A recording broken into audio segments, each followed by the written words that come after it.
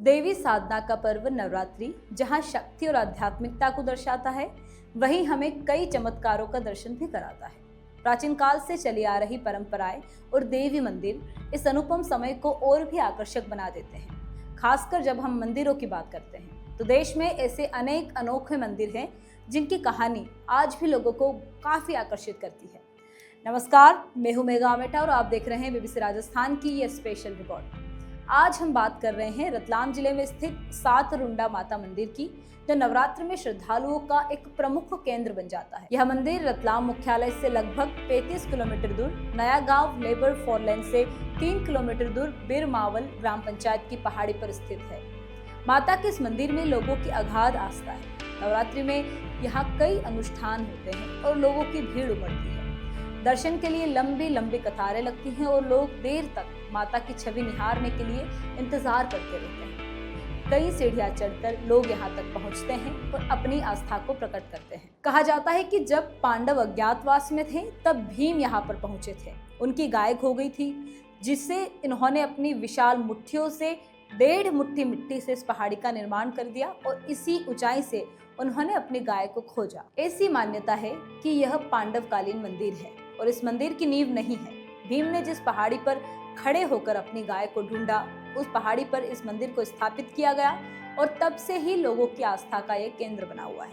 इस मंदिर की अनोखी बात यह भी है कि यहाँ देवी उग्र रूप में विराजित है, यानी महिषासुर मर्दिनी और महाकाली के रूप में यहाँ लोगों को दर्शन देती है।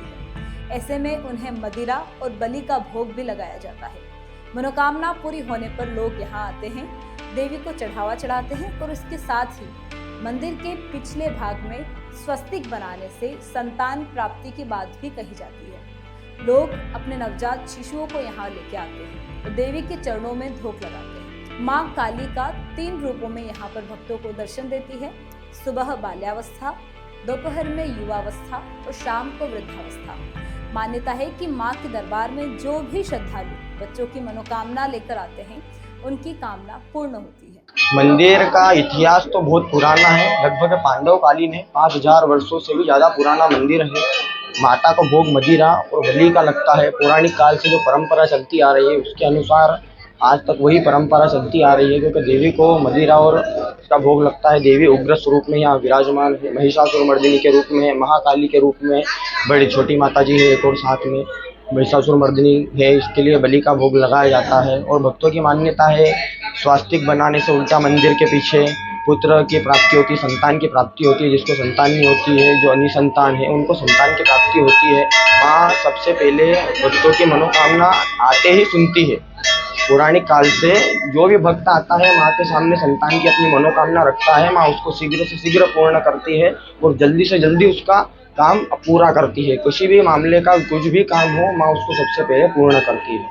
इस तरह की यहाँ पर इससे ग्रंथियाँ जुड़ी हुई है कि पांडव का यहाँ पर अज्ञातवास के समय पांडव आए थे यहाँ पे मंदिर पे। उनकी गाय खो गई थी, गाय को ढूंढने आए थे। ऋषि मुनि को उन्होंने बुलाया। उन ऋषि मुनियों के द्वारा वो त्रिकालदर्शी रहते थे, संध्या वंदन करते थे, त्रिकालदर्शी रहते थे। उन्होंने अपनी त्रिकालदर्शी संध्या के तप से, त्रिकाल के बल से उन्होंने पांडव के साथ में वो आए मंदिर पे। भीम ने इस पहाड़ी का निर्माण किया था अपने एक मुट्ठी से, एक दोभा से और एक मुट्ठी से इस पहाड़ी का निर्माण किया था। और मांडव में वो गाय को उन ऋषि मुनियों ने गाय को मांडव में ढूंढा था। उसके बाद में यहाँ पे पांडवों ने, उसके बाद का ज़्यादा ये तो पता नहीं है क्योंकि इसका पूरा लिखा हुआ इतिहास नहीं है, पर योग बल से इस मंदिर को यहाँ लाया गया। मंदिर की कोई नींव नहीं है, योग बल से लाया गया है मंदिर में। कैसे देवी की स्थापना हुई है इसका पूरा प्रमाण तो नहीं है, पर योग बल से लाया गया है। पांडवकालीन है, ये जरूर पता। सन 1100 ईस्वी से हमारे पूर्वज यहाँ पे पूजा करते आ रहे हैं। नवरात्रि के दौरान यहाँ मेले सा माहौल रहता है। दूर दूर से लोग यहाँ पहुँचते हैं और देवी के दर्शन करते हैं, साथ ही अपनी मनोकामना माता के चरणों में रखते हैं।